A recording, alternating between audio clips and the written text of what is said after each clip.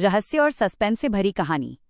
राघव और मोहन के सामने वो परछाई अब धीरे धीरे साफ होती जा रही थी। वो कोई इंसान नहीं थी, बल्कि एक औरत की आकृति थी, सफ़ेद साड़ी में लंबे बिखरे बाल और चेहरा पूरी तरह धुंधला।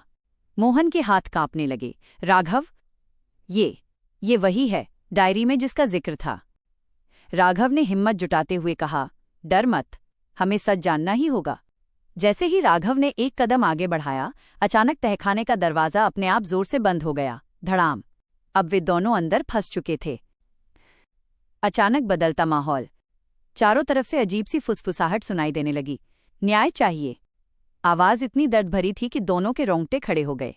राघव ने कांपती आवाज़ में पूछा, कौन हो तुम? उस परछाई ने धीरे धीरे अपना हाथ उठाया और दीवार की तरफ इशारा किया। दीवार पर अचानक खून जैसे लाल रंग से कुछ शब्द उभरने लगे। सच तहखाने में नहीं, ऊपर है। मोहन चौंक गया। ऊपर? लेकिन हम तो नीचे हैं। तभी अचानक जमीन हिलने लगी और तहखाने के बीचों बीच एक पुरानी लकड़ी की सीढ़ी ऊपर की ओर निकल आई। खौफनाक रास्ता। दोनों डरते डरते सीढ़ियों से ऊपर चढ़ने लगे। हर कदम पर ऐसा लग रहा था जैसे कोई उनके पीछे पीछे आ रहा हो। जैसे ही वे ऊपर पहुंचे, उन्होंने खुद को हवेली के उस हिस्से में पाया जहां कभी कोई नहीं गया था। तीसरी मंजिल। ये हिस्सा पूरी तरह बंद था। दीवारों पर अजीब सी निशानियां बनी थीं। मोहन ने धीरे से कहा, गांव वाले कहते थे ये मंजिल शापित है। तभी एक कमरा अपने आप खुल गया। सबसे बड़ा रहस्य। कमरे के अंदर एक पुराना पलंग था और उसके सामने एक बड़ा आईना। आईने में राघव और मोहन नहीं दिख रहे थे, बल्कि दिख रही थी वो औरत और उसके पीछे खड़ा एक आदमी। उस आदमी के हाथ में तलवार थी और अगले ही पल छपाक, आईने में खून फैल गया। मोहन डर के मारे चिल्ला पड़ा, ये खून है। राघव को अचानक सब समझ आने लगा। ये कोई आत्मा नहीं, ये उस औरत की कहानी है। उसे किसी ने मारा था।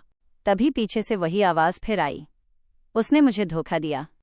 दोनों पलटकर देखते हैं। अब वो परछाई बिल्कुल उनके सामने खड़ी थी और इस बार उसका चेहरा साफ था। उसकी आंखों में सिर्फ गुस्सा था और बदला। सच का खुलासा। वो आदमी ठाकुर वीरेंद्र सिंह। उस औरत ने कहा, उसने मुझसे प्यार का नाटक किया और फिर मुझे यहीं मार डाला। राघव ने धीमे से पूछा, तुम चाहती क्या हो? उसने एक ही बात कही, सच सबको बताओ, तभी मुझे मुक्ति मिलेगी। अचानक नया खतरा। लेकिन तभी कमरे का दरवाज़ा फिर से बंद हो गया और इस बार अंदर सिर्फ वे तीन नहीं थे। आईने में एक और परछाई दिखाई देने लगी। वो आदमी ठाकुर, और वो अब आईने के अंदर नहीं था। धीरे धीरे वो आईने से बाहर आ रहा था। मोहन कांपते हुए बोला, राघव, ये तो अब हमारे सामने है। राघव ने मुट्ठी भींच ली। अब या तो सच जीतेगा या हम खत्म हो जाएंगे। आगे क्या होगा? क्या राघव और मोहन उस आत्मा को मुक्ति दिला पाएंगे, या ठाकुर की काली ताकत उन्हें हमेशा के लिए इस हवेली में कैद कर देगी?